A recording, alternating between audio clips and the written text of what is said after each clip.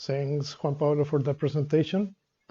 I also like to thank to PEC Chile for inviting me to this really big event. So today I'm going to tell you about the effect of using a rain cover in a sweet cherry orchard during a spring frost in Los Lagos region in Chile. My name is Patricio Mejias Barrera. I am an agricultural engineer, Master of Horticultural Science and PhD. So I work at the University of Los Lagos in the 10th region of Chile. First, I'm going to put it in context for those that are not from Chile and also for those that are not from the 10th region or Los Lagos region in Chile. I would like to tell you that this is the map of Chile. You know, we are a very long and thin country. Santiago is located about here. So we are about 700 and 750 kilometers south of Santiago in this region, the Los Lagos region. Here there is a picture of the region. We have the Chiloé Big Island.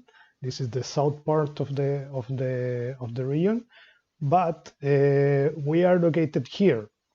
Osorno, the main city of the region, of this part of the region, is here, where the university I work at is. Here is Rio Negro, the city where nearby the orchard. To have an idea, for those are not from Chile, the region of Los Lagos, which is all the green part of this map, is located about 40 to 41 degrees south. So it is a very extreme region to produce sweet cherries in Chile. So I'm gonna give you some statistics on fruit growing in this part of the country, because producing fruits at this latitude is not very common in Chile. But I'm gonna refer about two main regions in this part of the country. One of them is Los Ríos region and Los Lagos. Up to 2008, these two regions were just one, but they split in 2008. So now are two different regions, but for agricultural purposes. I'm gonna take you them as the same region. In Los Ríos, same as Los Lagos, the main fruit growth over there is blueberry. Blueberry has been the main fruit cultivated here. It's still the main fruit cultivated here. Which in Los Ríos is about 1,600 hectares and about 1,000 hectares in Los Lagos. The second, same in the two regions, is hazelnut. We have about 2,000 hectares of hazelnut. In the case of Los Ríos, cranberry is the third. And in the case of Los Lagos, sweet cherry is the third. If you add the sweet cherry area in Los Ríos and the sweet cherry area in Los Lagos, you get about 755 hectares in total. But it is growing pretty fast, because the south of Chile is becoming a very interesting area for growing sweet cherries.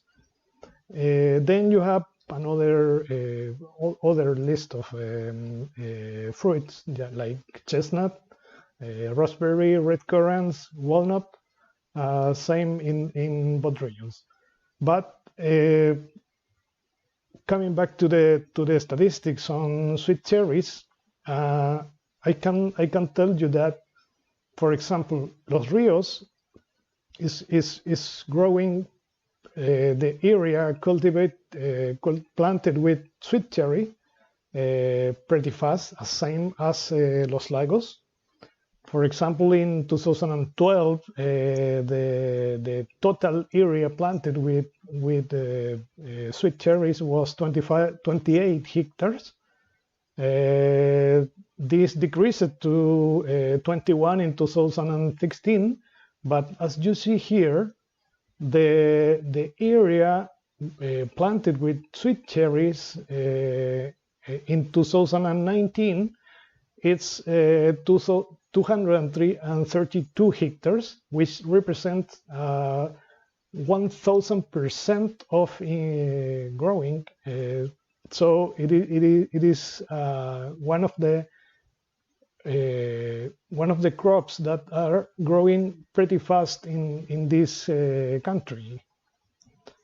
Los Lagos is growing at the same speed, 1000% in 3 years. The statistics are more or less the same, but at the moment in Los Lagos there are more hectares of sweet cherries compared to the ones in Los Ríos.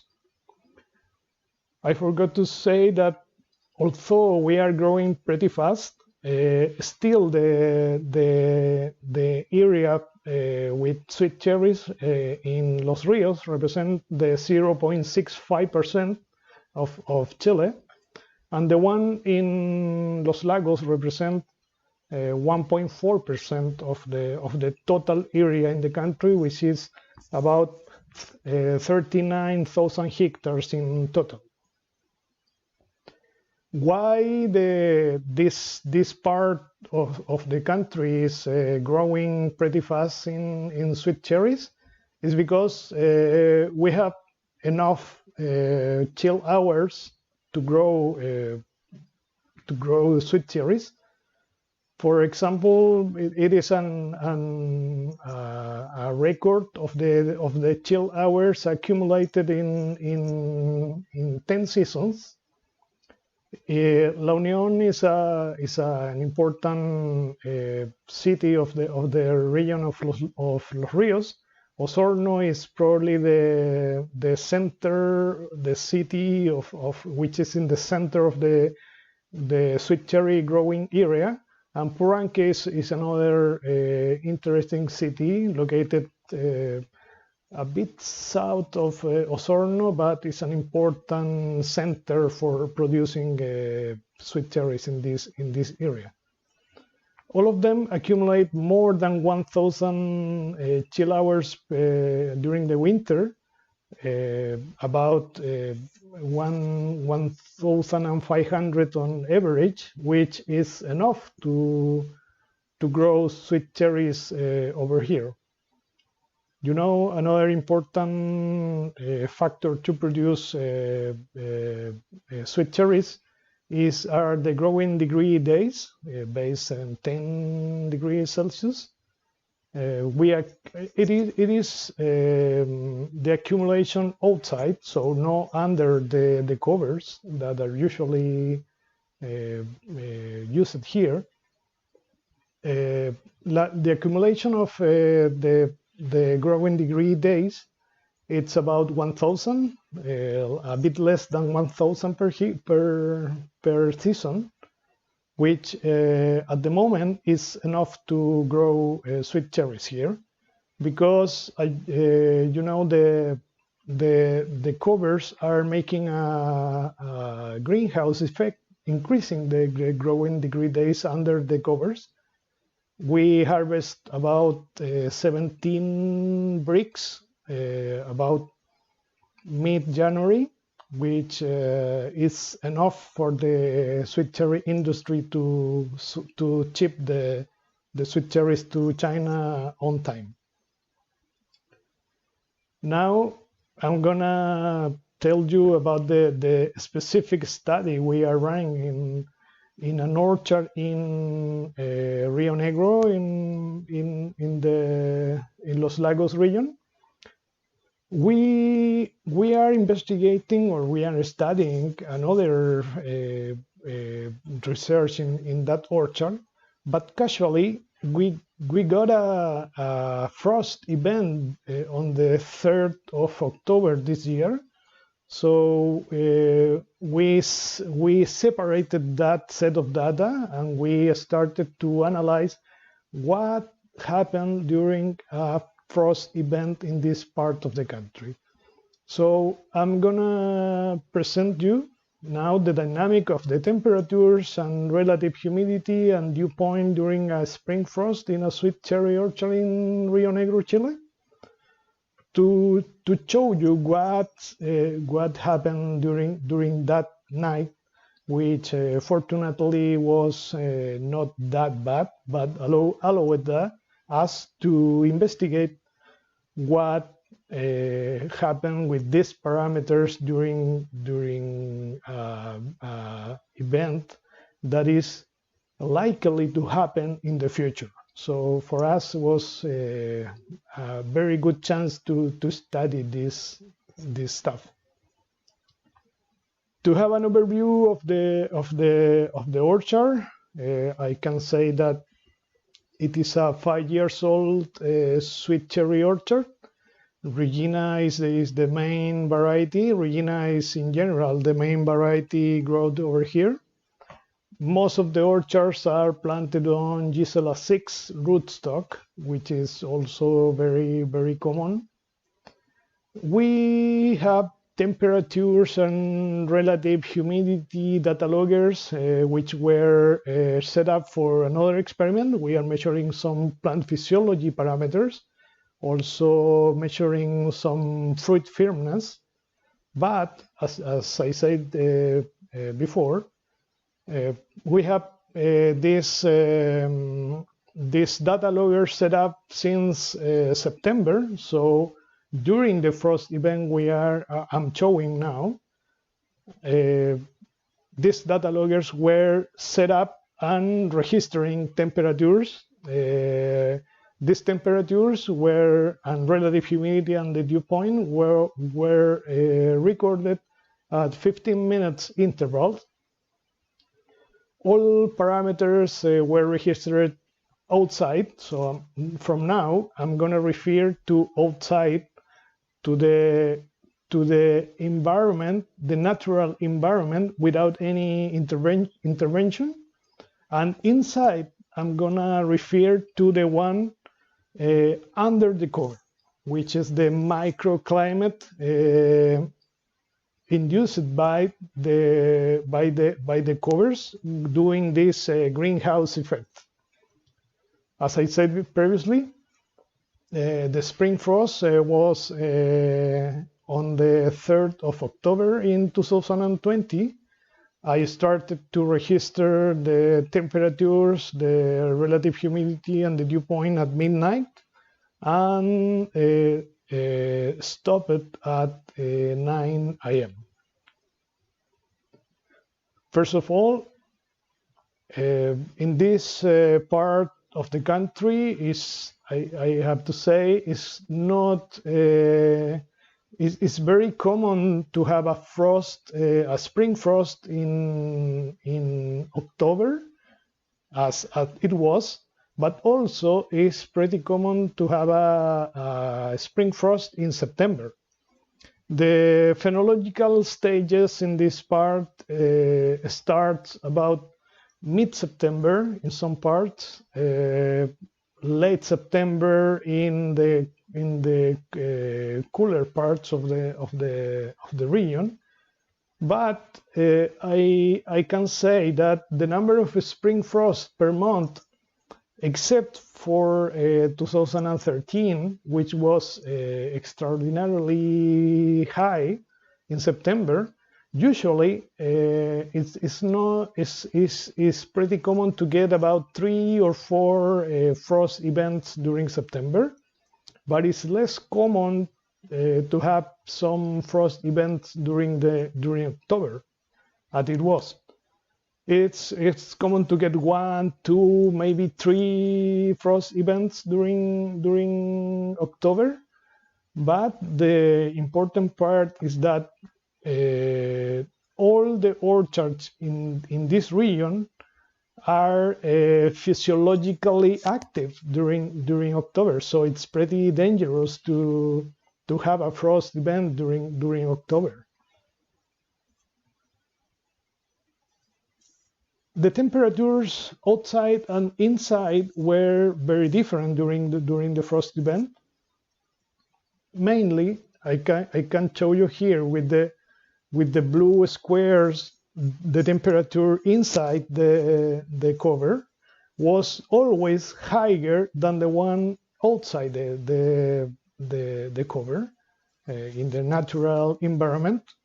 There was a difference between the inside and the outside temperatures, which varied from 0.85 degrees Celsius to 0.92 degrees Celsius, and in the lowest temperature of the frost event, inside and outside, the differences between inside and outside were about 0.72 degrees Celsius.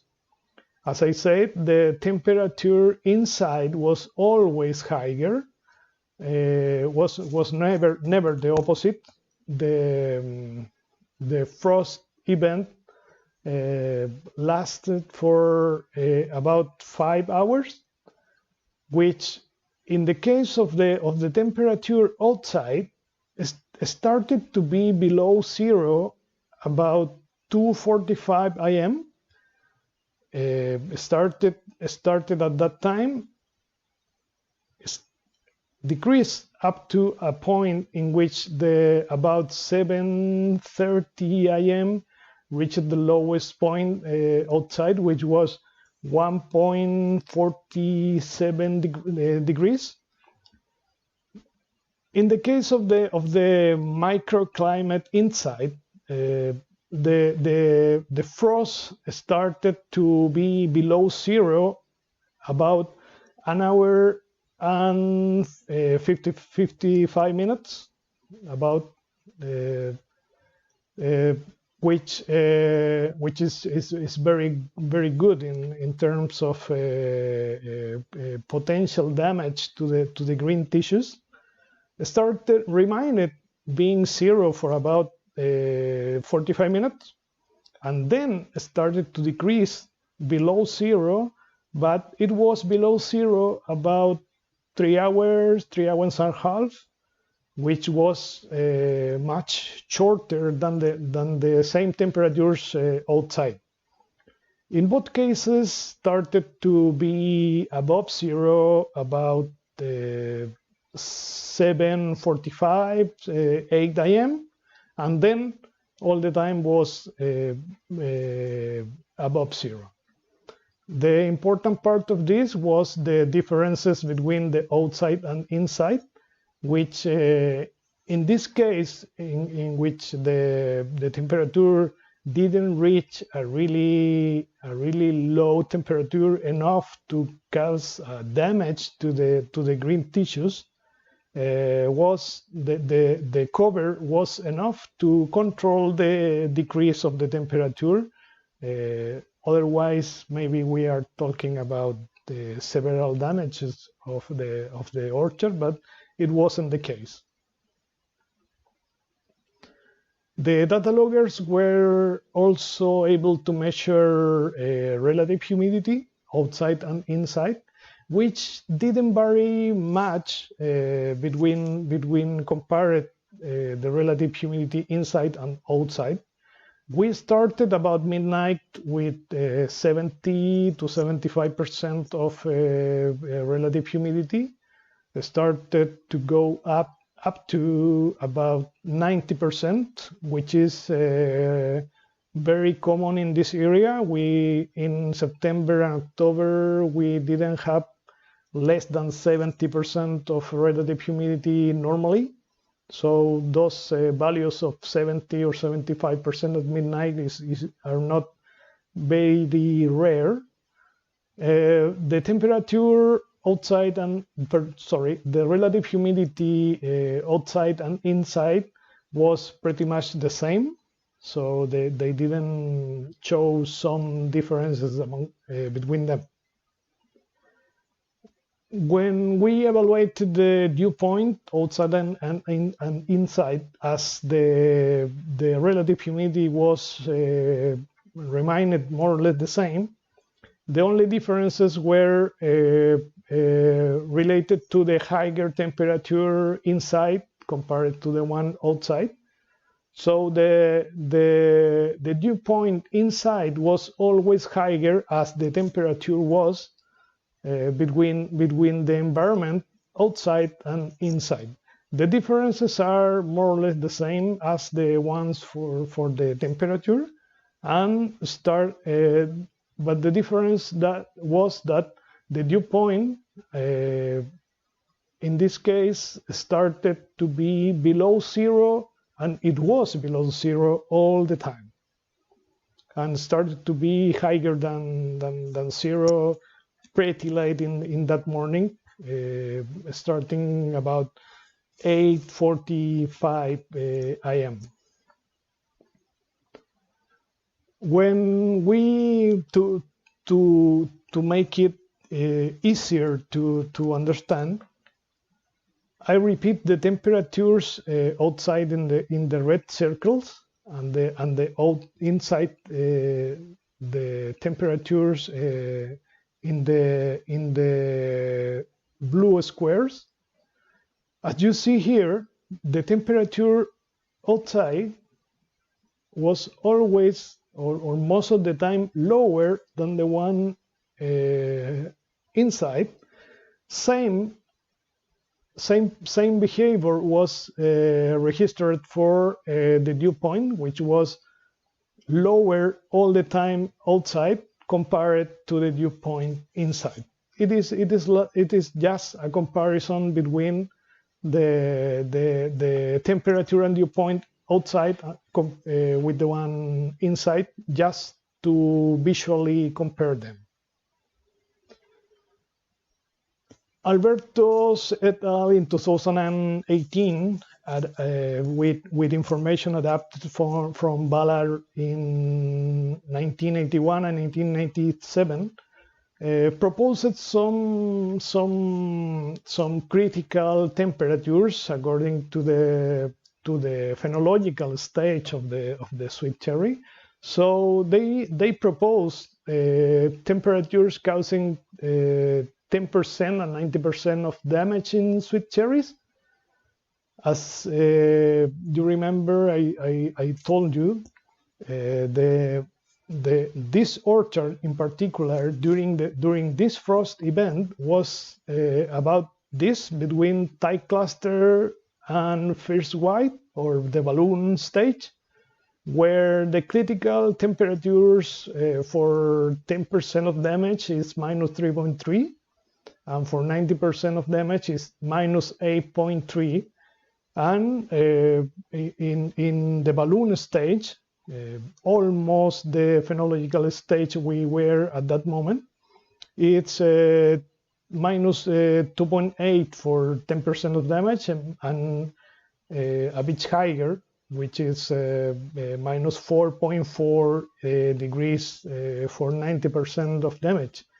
If you remember, in our case, the temperature reached about -1.47 outside and -0.75 inside at 7 a.m., which was the lowest temperature we got that night. So -1.47 is not enough to get a damage even 10% in between tight cluster and first white or balloon stage. So we were very lucky that night that the temperature stopped to decrease at 7 or 6 a.m. So we just got 1.47 degrees. These are two pictures of the orchard. I visited the orchard 4 days after the frost event. This is the vegetative part, see, which is the floral part. You know, we are about tight cluster, in some cases balloon stage. But 4 days after the frost event, damage was not evident, so we breathe, we say we survive, so we can continue. You know, there are no damage, no frozen parts, no evident damage. So as final comments, I can tell you that although the cover increased the temperature inside the orchard, this cannot be considered as a frost control system. There are a lot of ground information over here, or most of the growers think that the covers are effectively a frost control system, which is not true. It helps, but it's not the control system we need. So all the growers need to have a proper frost control system implemented to grow sweet cherries here. It has to be considered in the budget, because you know, the records I showed you. It's very common to get a frost event during September, and not that common to get one in October, but it happens. So you have to be prepared for that. And also, the effect of using covers needs to be studied with lower temperatures than this. So we can evaluate the frost protection effect with potentially hazardous temperature for sweet cherry tissues, especially at bloom stage, which is the most prone phenological stage in which the sweet cherry can get very bad damage. So I'm not expecting to get a lower temperature frost, because I work with the cherry growers here. We are not guessing that. We are not getting that. So we can expect that it is going to happen. So the data loggers are going to be there for that event. But I hope we are not going to get that in the near future. I would like to acknowledgement to PEC Chile again for inviting me. I would like to thank to the University of Los Lagos for allowing me to make this presentation available to you. Also, I would like to thank to the sweet cherry growers of Los Lagos, Chile. So there is a typo mistake there. My email is patricio.mejias2@ulagos.cl if you want to contact me in the future. Thank you very much.